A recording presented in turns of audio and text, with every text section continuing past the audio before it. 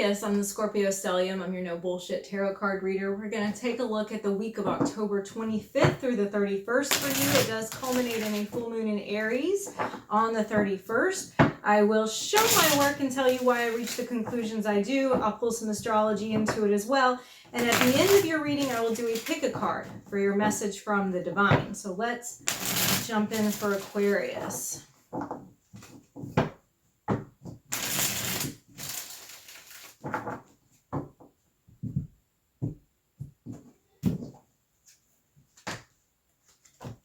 Ooh, I like how this is starting, but then, okay. I'm feeling the ups and downs right now, Aquarius. Oh, goodness gracious. Okay.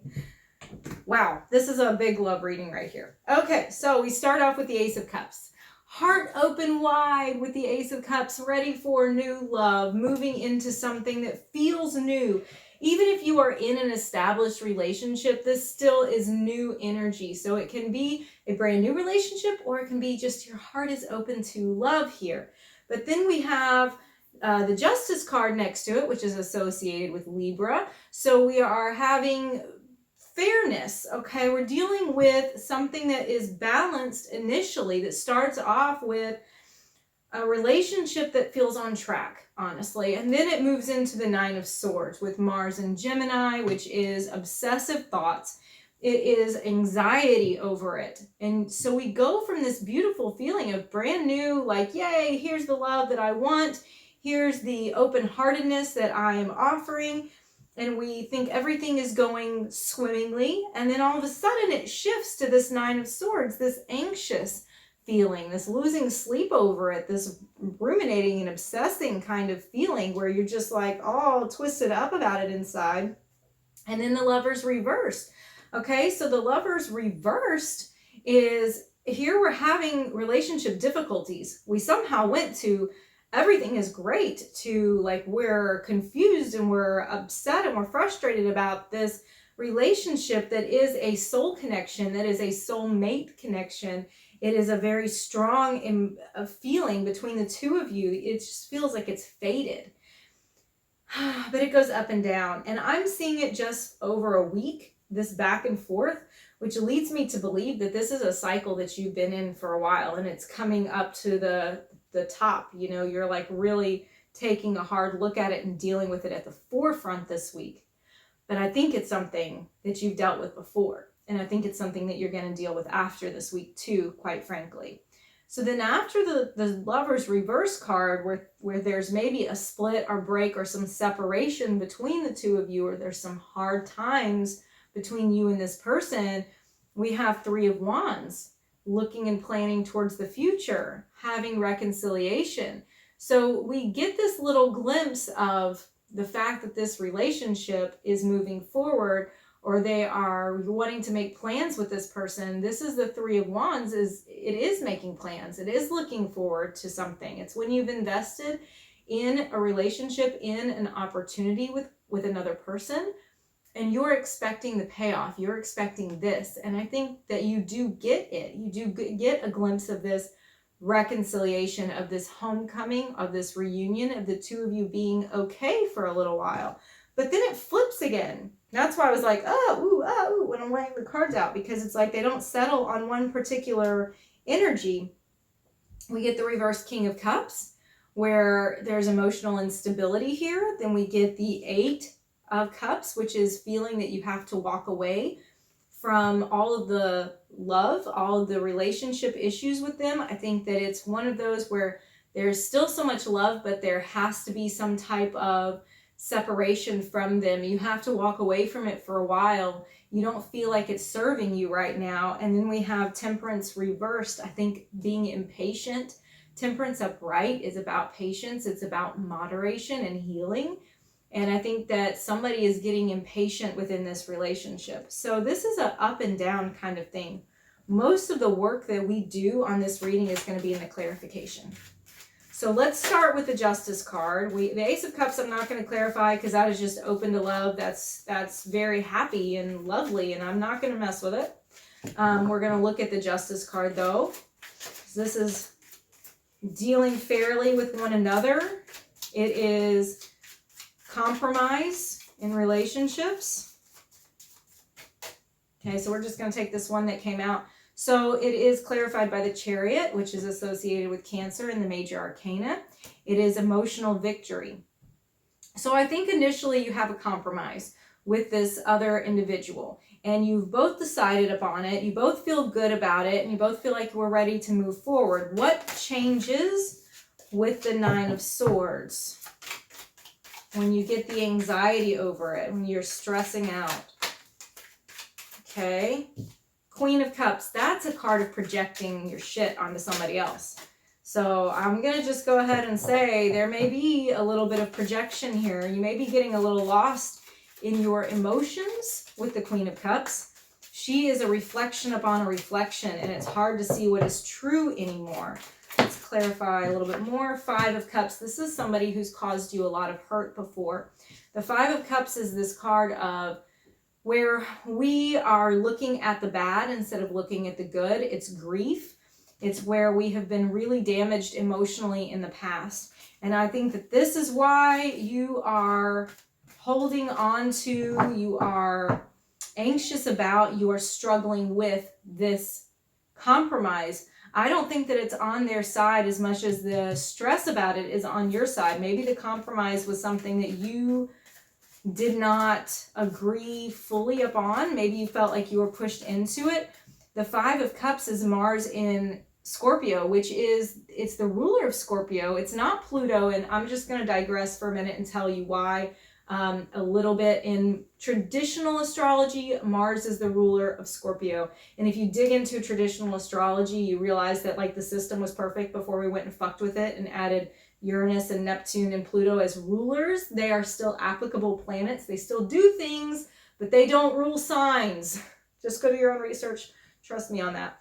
But Mars ruling Scorpio, it doesn't necessarily make a bad planet, which is Mars, into a good planet just because it's at home in that sign.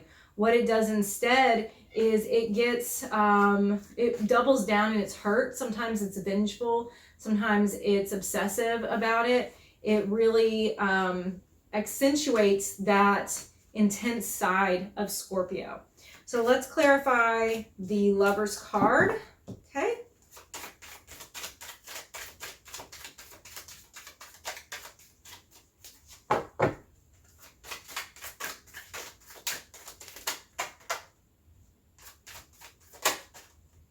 Aha.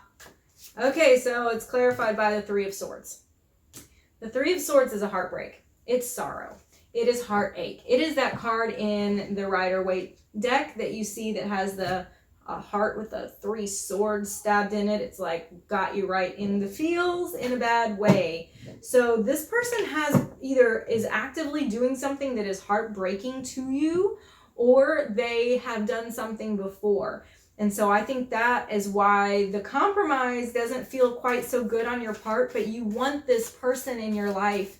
They are a soulmate to you. They are somebody who is so special to you that you want to give them another chance. And that's why we have the Three of Swords, the Three of Wands next to it, is you wanting to give them another chance. You wanting to be optimistic about the future, and you just want everything to be okay, honestly. You just want it to be all right.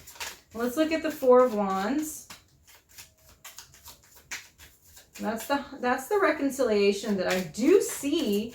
I do see getting some kind of victory there, clarified by the Two of Pentacles. Jupiter, the greater benefic, planet that bestows abundance and happiness and gifts in Capricorn. So this is a card that is speaking of balance, and it's going back to that compromise again that we've reached. So I think that you are vacillating back and forth between, is the compromise good enough? Is the agreement that we came to between us good enough? Is it really going to fulfill me emotionally? Is it too much to ask?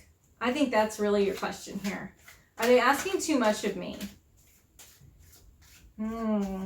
Reverse King of Cups. This is the individual. This is the person that is we're speaking of. Your person.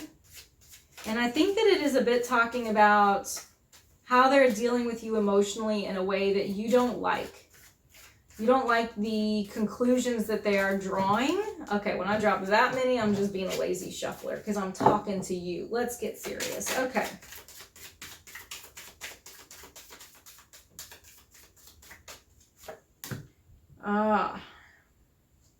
Seven of Pentacles. This is putting in a lot of work.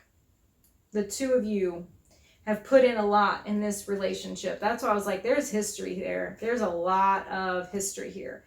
And you feel like at this point they should know you better. Eight of Cups.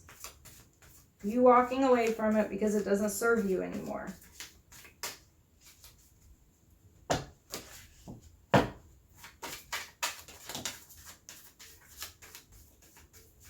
Nothing else? Okay, so clarifying it. So we've got the Eight of Swords. You feel stuck. And so that's why you think that the only choice is to walk away from it. That's why you've come to this conclusion, because you feel stuck. You feel like in your own head about it. And there's a lot of that, really. A lot of ruminating in your own head, a lot of feeling trapped, a lot of stress and anxiety over it. And I think it's so much for you that you don't want to just stick here in this ugly, hard feeling and work it out. You feel like you want to run from it. And that's what Temperance Reverse is going to be about. I mean, I've already said it, but we'll clarify it too.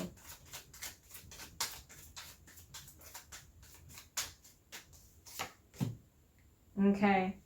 Nine of Wands. You're feeling like battle scarred. That's why. You don't want to get hurt anymore. You've been down this road. You've had the fight. You've dealt with it.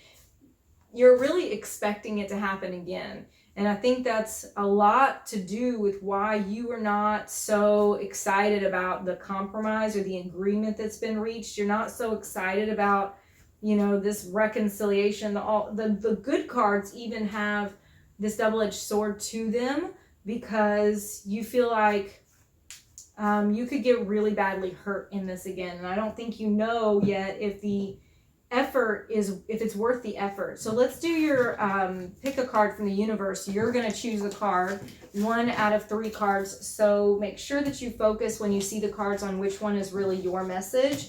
If you need to pause, you can do that. And I'm going to go ahead and shuffle for it, and I will tell you what I believe you personally need to know this week.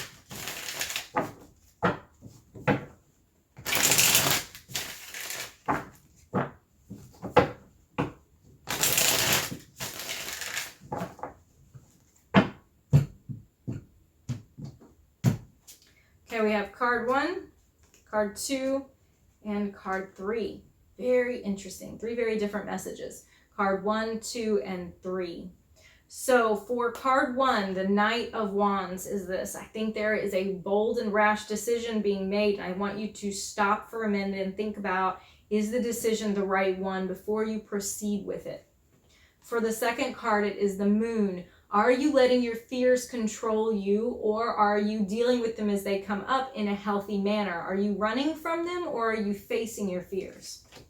And for the third card, the Three of Cups, this one is about encircling yourself, surrounding yourself with friends that can celebrate with you, that can grieve with you, that can walk with you through it. So don't isolate this week. Seek out the people that you trust to bring joy into your life, so you're not just stressed out and dealing with it all on your own. Thank you for watching, Aquarius. I'll see you again next week.